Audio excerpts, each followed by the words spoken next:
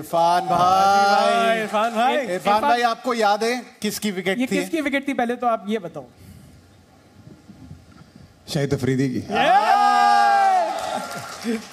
तो शाहिद अफरीदी की विकेट लेने में एक अलग मजा आता था क्या? मतलब 0 पर आउट किया आपने उन्हें?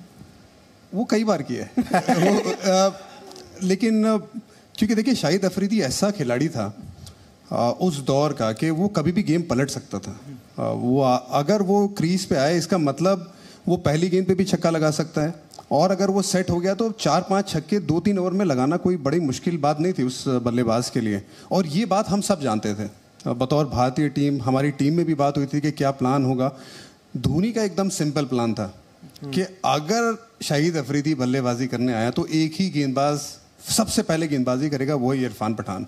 क्योंकि इससे पहले करीबन मुझे याद है 5-6 बार आउट कर चुका था, तो थोड़ा अपने करियर में जो भी 10-11 बार आउट हुआ है वो प्रैक्टिस मैचेस वगैरह मिला के। तो शाहिद अफरीदी का तो ये था यार कि पठानों की लड़ाई है। उसके जहन में हमेशा ये रहता है कि यार उसे लगता था कि भाई असली पठान मैं हूँ। मैंने कभी ये बात बोली नहीं, लेकिन मैं हमेशा जब भी बॉलिंग करता था मैं जुबान से नहीं अपनी गेंद से बताऊंगा, और फिर बाद में वो रिजल्ट देखने को मिलता था। और जो प्लानिंग के साथ हमने उसे आउट किया था, क्योंकि मुझे याद है अगर आपने वो मैच देखा होगा तो ज्यादातर धोनी ने मुझे विकेट कीपिंग की पूरे विश्व कप में भी, अगर मैं 140 भी टच कर रहा हूँ ऊपर चढ़ के, लेकिन वो पर्टिकुलर बॉल के लिए मैंने कहा माही तू पीछे जा, मैं इसको बाउंसर डालने वाला हूँ। जस्ट थोड़ा सा मैं उसे दिखाना चाहता हूँ कि भले ही स्लो पिच है लेकिन मैं सर पे देने वाला हूँ गेंद, और भले ही वाइड हो जाए या कुछ भी हो जाए। वो मेरी प्लानिंग थी, मैंने बाकायदा बाउंसर डाला, और फिर उसके बाद मेरा पूरा ट्रैप था कि मैं थोड़ा बाहर ऑफ स्टंप के बाहर वो थोड़ा बॉल घुमाने वाला बॉल डालूंगा, और मुझे यकीन था कि ये बंदा डिफेंस नहीं करने वाला है। अगर गेंद आगे दिखेगी, क्योंकि बैकफुट पे पहली गेंद पे धकेला है मैंने, तो वो घुमाएगा ही घुमाएगा, और सिचुएशन पे डिमांड कर रही थी। क्योंकि वो मैच ऐसा था जैसे एक प्रॉपर मूवी का ड्रामा होता है ना, कभी इस तरफ कभी उस तरफ, वो पूरा सीसॉर वाला गेम था। कई बार ऐसा लगा कि ये मैच पाकिस्तान निकाल जाएगा, और कई बार उसी मैच में ऐसे पल आए कि हम बहुत आगे। तो वहां पे उस विकेट लेने का मतलब हम बहुत हद तक उस गेम में आ गए थे वापस। तो इरफान भाई आपने 3 विकेट्स ली थी इस फाइनल के अंदर। शोएब मलिक भी थे, अफरीदी भी थे, यासिर अराफत भी थे। आपकी फेवरेट कौन सी थी इन तीनों में से? अफरीदी की विकेट। अफरीदी क्योंकि देखिए आप कोई भी आप बल्लेबाज से पूछिए कि अभी रमीज भाई ने बताया कि सामने वाली जो टीम में जो गेंदबाज होते हैं ना, फिर उसके सामने आप जो पर्सनल कंट्रीब्यूशन करते हो, इवेंचुअली तो आप ये चाहते हैं कि आपका मुल्क जीते, टीम जीते और आपको ट्रॉफी मिले। क्योंकि आपने जितने भी मैन ऑफ द मैच लिए, आज हम बात कर रहे हैं हमारी या रमीज भाई की, तो ये बात नहीं करें कि हमने कितने मैन ऑफ द मैचेस ले लिए, कितने रन बना दिए, कितने विकेटें ले लिए। हम बात करें कि ट्रॉफी जीती है, इस वजह से आपको मंच पे बुलाया गया है। हर किसी का मन यही होता है कि यार हम एज ए टीम किस तरह से जीतते हैं, और उसमें अगर आपने कुछ ऐसे कारनामे कर दिए जिसपे सीधा मैच के रिजल्ट पे असर होता है, तो फिर जाहिर सी बात है सवाल पूछने की बात नहीं। अफरीदी का विकेट सबसे स्पेशल। लेकिन ये मैचअप जैसे आप कह रहे हो कि उस टाइम पे एक तरीके से धोनी भाई ने ये सोचा कि आप वर्सेस अफरीदी, ये मैचअप्स की बात हम आज ज्यादा सोचते हैं, आज ज्यादा करते हैं, तब भी उतनी ज्यादा हो रही थी 2007 में भी। यार ये तो सोशल मीडिया के ज़माने में ये कहा जाता है कि यार ये इसका दिमाग कंप्यूटर की तरह चलता है, ये बड़ा तेज कैप्टन है। इससे पहले भी लोग क्रिकेट खेल के गए, इसके बाद भी आएंगे, और सब अपना दिमाग लगाते थे, और तभी तो आप वर्ल्ड चैंपियन बने। आज यकीन मानिए कपिल पाजी ने वो वर्ल्ड कप जीतने में जितना दिमाग लगाया होगा वो शायद किसी ने नहीं लगाया होगा 1983 में। क्योंकि वो ज़माने में तो किसी ने मौका नहीं दिया था कि 1983 में वेस्ट इंडीज के खिलाफ जो धुरंधर खिलाड़ी होते थे उसमें इंडिया जीतेगा 1983 का वर्ल्ड कप। तो कितना दिमाग लगाया होगा। बस हमारे पास तब सोशल मीडिया नहीं था, तो उनकी असली किस्से कहानी नहीं है। हर बार हर कोई चीज़ जब बड़ी होती है ना, उसमें दिमाग लगाया ही जाता है, और हर किसी ने लगाया। तो भाई इस सेगमेंट की लास्ट 3 इमेजेस जो बहुत स्पेशल इमेजेस हैं वो अब हम प्ले करने वाले हैं।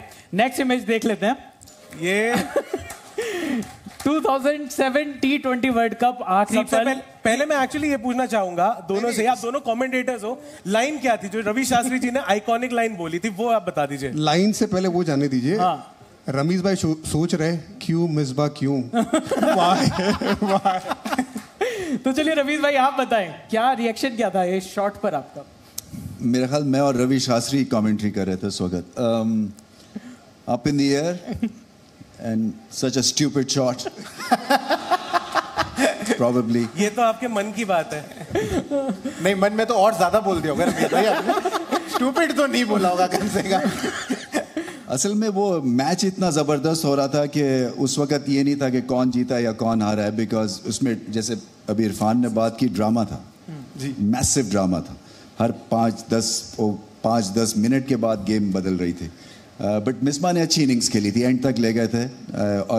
और ये सीधी अगर हिट मारते हैं और सीधी बड़ी ज़ोर से हिट मारते हैं तो ये चालाकी की ज़रूरत ना पड़ती। बिल्कुल बिल्कुल। तो इरफान भाई, लेकिन जब हम लोग ये मैच देख रहे थे तो वो जो व्यूइंग एंगल था उसमें हमें लगा कि ये तो छक्का हो गया। हाँ। आप लोग ग्राउंड पर थे, कमेंटेटर्स की हमने बात सुन ली, आप लोग ग्राउंड पर थे, आपके मन में क्या चल रहा था कि श्रीशांत भाई तो कैच पकड़ लेगा ना? देखिए, जो एंगल पे आप लोग को दिख रहा था ना, क्योंकि कुछ ही एंगल दिखा सकते हैं, जाहिर सी बात है एक वक्त पे एक ही एंगल आपको दिखता है। मैं खड़ा हुआ था स्क्वायर लेग, जो फील्डर ऊपर होता है ना वहां पे, तो वहां से तो मुझे बराबर दिख रहा था क्योंकि एकदम करीब था, 30 यार्ड सर्कल में था मैं। और जब वो मिसबाउल हक उस तरफ गए और उन्होंने जो लैप शॉट खेला, मुझे यकीन था कि ये बाउंड्री नहीं जा पाएगी। उसका रीज़न एक तो जो हमारे स्पीड के लिहाज से उस वक्त जो गेंदबाजी हो रही थी, जोगिंदर शर्मा कर रहे थे, और जोगिंदर शर्मा की जो ताकत थी वो लाइन लेन ताकत थी, स्पीड उनकी ताकत नहीं थी। तो जो वो शॉट खेला, एक तो बड़ी खुशी हुई मुझे क्योंकि उन्होंने वो लैप शॉट खेला। अक्सर लैप शॉट खेला जाता है गति का यूज करने के लिए, पेस यूज करने के लिए। अब वो इतनी ज्यादा थी नहीं, स्लो पिच भी थी, तो मुझे यकीन था कि ये नहीं जाने वाली। हवा में थी जब तक गेंद, तब तक सांस अटकी हुई थी। और बाई चांस इरफान भाई, बाई चांस, अच्छा हुआ, भगवान का शुक्र है नहीं छूटी। अगर छूट जाती श्रीशांत से वो कैच, आपने क्या हाल करना था? भाई मैंने 3 विकेट लिए, तूने कैच छोड़ दी एंड मोमेंट पे। नहीं, तब आप ऐसा नहीं सोचते, लेकिन अगर वो कैच छूट भी जाती तो भी ऐसा नहीं था कि मैच हार गए, तो उसके बाद भी मौका मिलता। गेंदें बची हुई थी। ये देखिए, नसीब में था कि भाई हमारे नसीब में वो पहली वर्ल्ड कप की ट्रॉफी थी। अब वो चाहे वो खराब शॉट से आती या अच्छी गेंद से आती, आनी थी तो आई। बिल्कुल। तो इरफान भाई कह रहे हैं मौका था, और मौके की भी बात करेंगे अभी। अगली इमेज पहले प्ले करते हैं। 1992 वर्ल्ड कप, लास्ट शॉट, क्योंकि इससे पहले भी हमने दिखाया था वो विनिंग कैच जहां पर वो मैच खत्म हुआ।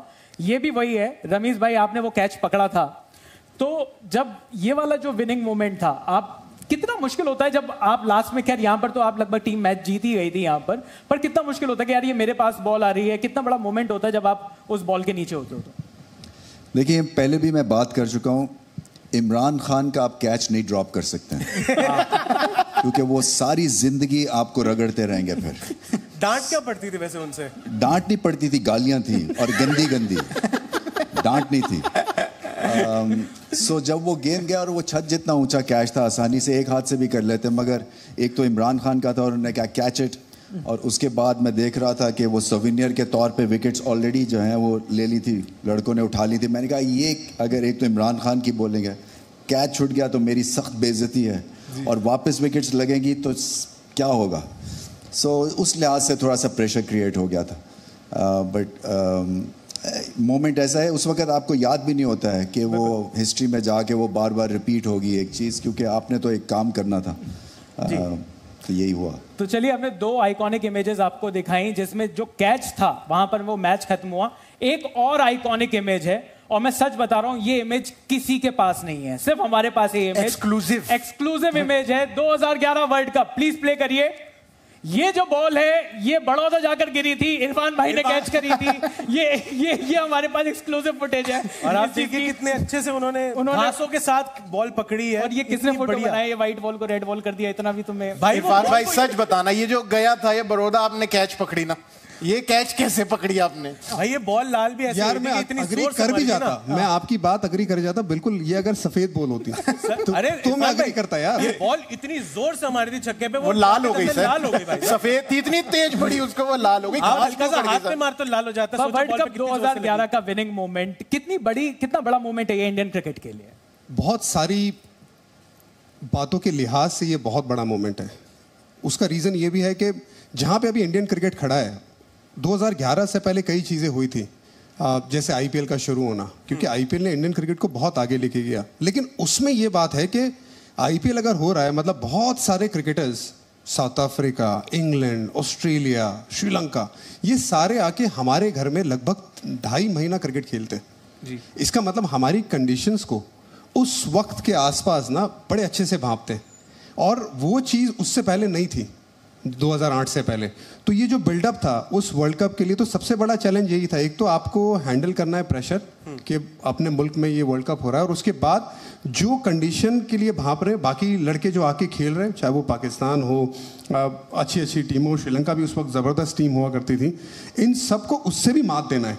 तो मेरे हिसाब से उस लिहाज से भी ये बहुत ज़्यादा जद्दोजहद के बाद हमें ये वर्ल्ड कप विक्ट्री मिली थी, क्योंकि कई गेम्स ऐसी थी जिसमें हमें आसानी से जीत नहीं मिली थी। इंग्लैंड का मुकाबला याद होगा, टाई हुआ था, आखिर तक वो लड़े थे। उसके बाद ऑस्ट्रेलिया का जो मुकाबला हम जीते थे वो भी आसान नहीं था, और कंडीशन का आपको नॉलेज होना और उसके साथ आपको लड़ना, और खुद ही के घर में, तो और ज़्यादा बड़ा चैलेंज हो जाता है। और जाहिर सी बात है सचिन तेंदुलकर का वो एक लौता विश्व कप जीतना, देखिए ये हमारे लिए भी बड़ा इमोशनल पल था जब हम बाहर बैठ के भी देख रहे थे, क्योंकि महान सचिन तेंदुलकर के साथ में ड्रेसिंग रूम, उनके साथ वक्त बिताना, उनके साथ वक्त बिताना, सीखना, बहुत कुछ होना, तो एक इमोशनल जुड़ाव हो ही जाता है। जैसे फैंस को होता है, हम क्रिकेटर्स को भी होता है कि यार इस बंदे के लिए वर्ल्ड कप जीतना है, भारत के लिए जीतना ज़रूर है, टीम के लिए जीतना ज़रूर है, लेकिन यार इनके हाथ में वर्ल्ड कप नहीं आया, चलो पूरी जान लगाते। और सारी टीम वही कर रही थी।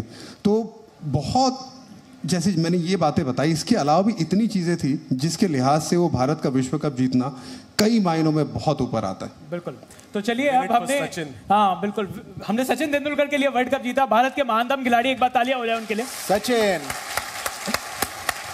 अभी हमने थोड़ी यादों की बात करी, अब इंडिया पाकिस्तान के ऊपर आ जाते हैं। इंडिया पाकिस्तान के जो मैचेस हैं इनके बारे में थोड़ी सी बात कर लेते हैं। दोनों देश, बहुत सारे मैचेस हुए हैं रमीज भाई, 7 मैचेस हुए हैं अभी तक वर्ल्ड कप में इंडिया और पाकिस्तान के। पाकिस्तान एक भी मैच नहीं जीती। ये मैं ट्रोल नहीं कर रहा, ये मैं फैक्ट बता रहा हूं। लेकिन यहां पर इस बार आपको क्या लग रहा है रमीज भाई कि क्या होने वाला है? बाबर आजम इस बार पाकिस्तान की कप्तानी करने वाले। बाबर आजम से याद आया, बाबर आजम और आपका जो प्यार का रिश्ता है, आपने एक बार कमेंट्री में कह दिया कि मैं बाबर आजम से शादी करना चाहता हूं।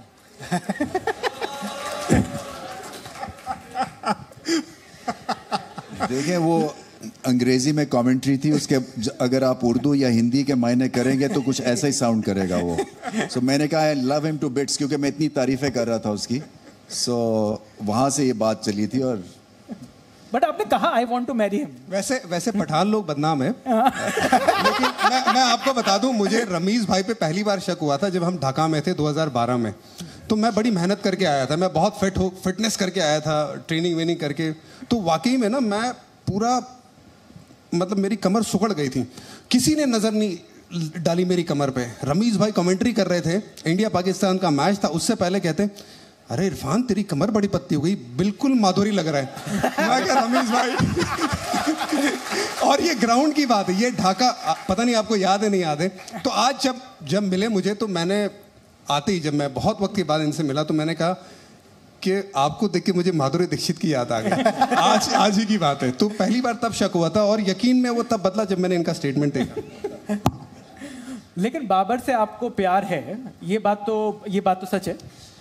देखें, वो उन्होंने पाकिस्तान क्रिकेट को यहाँ से यहाँ उठा दिया है, और दुनिया के मानी गिरामी बैट्समैन है। देखें हमारे यहाँ जब बाबर आजम जैसे क्लासी बैट्समैन पैदा होते हैं तो हम ज़्यादा एक्साइटेड हो जाते हैं, इसलिए कि कोई हमारी रिच हिस्ट्री नहीं है ग्रेट बल्लेबाज प्रोड्यूस करने में, इंडिया की है। सो इंडिया इतने नहीं एक्साइटेड होते हैं जब कोई भी नया बल्लेबाज आता है। शुभमन गिल जैसे हैं, बहुत बड़ा टैलेंट है, मगर ठीक है, और 5-6 और भी उसी क्लास के या बडिंग क्रिकेटर्स होंगे। हमारे यहाँ जब ऐसा निकलता है जैसे कि आप कोई मारे ना कुल्हाड़ी और सडनली तेल निकल आए और एक्साइटमेंट होती है, तो ऐसे होता है बाबर आजम को देख के। सो इस लिहाज से उन्होंने क्रिकेट को, इस टीम को संभाला हुआ है। हाइज एंड लोज जो है वो उन्होंने बड़े अच्छी तरह से डील किए, और 28 साल की उम्र में माना कि अभी उनकी और तरबियत होनी है कप्तानी के हिसाब से, मगर जो उन्होंने अचीव किया है, अब देखें कई सालों के बाद पाकिस्तान टीम कंपेटिटिव है अगेंस्ट इंडिया। ये पहले नहीं होता था, पहले वन साइडेड अफेयर था, 7-8 साल मार पड़ी है। सो अब ये होता है कि मुकाबला अच्छा होता है, और ये उनको बहुत क्रेडिट जाता है इसमें। जी न्यूज़।